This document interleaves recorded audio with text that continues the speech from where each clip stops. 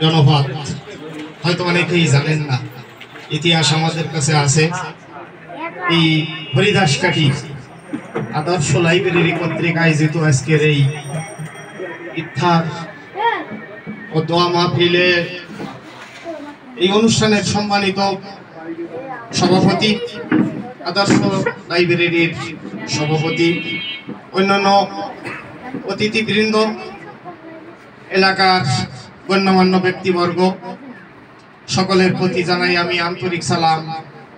আসসালামু আলাইকুম ওয়া রাহমাতুল্লাহি ওয়া বারাকাতুহু। সম্ভবত আজকেই রমজানের শেষ দিন। যতক্ষণ চাঁদ না উঠবে ততক্ষণ বলা যাবে না। আজকে আমরা আনন্দে বিভোর।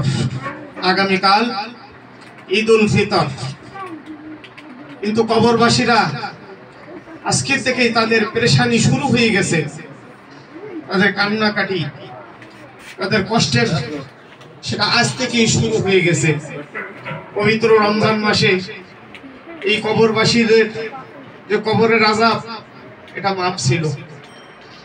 আমরা যারা দুনিয়ার উপরে আছি, আসলে এটা আমাদের অনুভব করার মতো কোনো বিষয় না যে কবরের আযাব সম্পর্কে যদি আমরা কিছু অনুভব করতে পারতাম, তাহলে আমরা এখানে বসে এই আলোচনাও শুনতে পারতাম না।